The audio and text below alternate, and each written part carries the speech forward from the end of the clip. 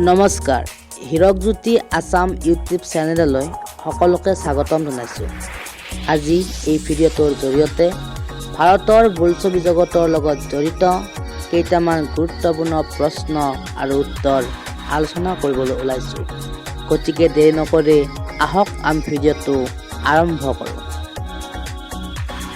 ১ number কুৱেশ্যনটো হ'ল ভাৰতীয় প্ৰথম আলোচ্য চলচ্চিত্ৰ ৰাজা হৰিশ্চন্দ্ৰই কেতিয়া মুক্তি লাভ কৰিছিল? উত্তৰটো হৈছে 1913 চনত ভাৰতীয় প্ৰথম আলোচ্য চলচ্চিত্ৰ ৰাজা হৰিশ্চন্দ্ৰই মুক্তি লাভ কৰিছিল।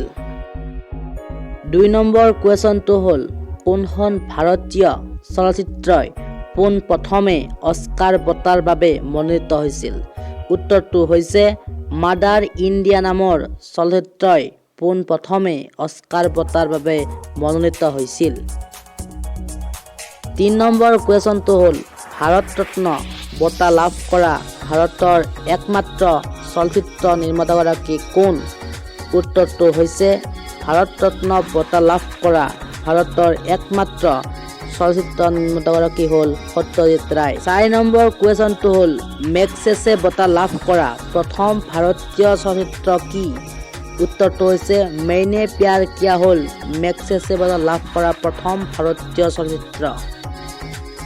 ৫ নম্বৰ কুৱেশ্যনটো হ'ল ভাৰতত পৰীক্ষামূলকভাৱে কিমান চনত টেলিভিছন প্ৰচাৰ সেৱা প্ৰৱৰ্তন কৰা হৈছিল? এনচাৰটো হৈছে 1959 চনত ভাৰতত পৰীক্ষামূলকভাৱে টেলিভিছন প্ৰচাৰ সেৱা প্ৰৱৰ্তন কৰা হৈছিল।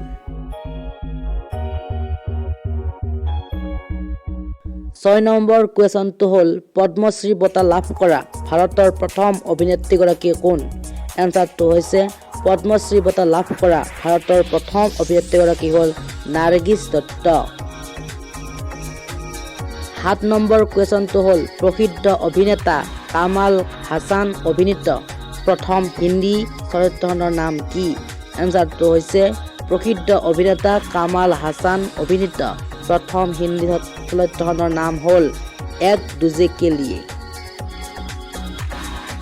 ৮ নম্বৰ কুৱেশ্যনটো হ'ল মহাৰাষ্ট্ৰৰ বাহিৰে ভাৰতৰ আন কোনখন ৰাজ্যই লতা মংগেশকাৰ বঁটা প্ৰদান কৰে? এনচাৰটো হৈছে মহাৰাষ্ট্ৰৰ বাহিৰে মধ্যপ্ৰদেশ ৰাজ্যই লতা মংগেশকাৰ বঁটা প্ৰদান কৰে। ৯ নম্বৰ কুৱেশ্যনটো হ'ল ভাৰতৰ প্ৰথম চিনেমা হলটোৰ নাম কি? এনচাৰটো হৈছে ভাৰতৰ প্ৰথম চিনেমা হলটোৰ নাম হ'ল এলফিনষ্টন পিকচাৰ পেলেচ। ১০ নম্বৰ কুৱেশ্যনটো হ'ল হিন্দী চলচ্চিত্ৰ জগতত আভাস কুমাৰ গাংগুলী বুলিলে কোনজন জনপ্ৰিয় গায়কক বুজায়? এনচাৰটো হৈছে হিন্দী চলচ্চিত্ৰ জগতত আভাস কুমাৰ গাংগুলী বুলিলে কিশোৰ কুমাৰক বুজা যায়। ১১ নম্বৰ কুৱেশ্যনটো হ'ল ৰাজেশ আন্না অভিনীত প্ৰথম চলচ্চিত্ৰখনৰ নাম কি?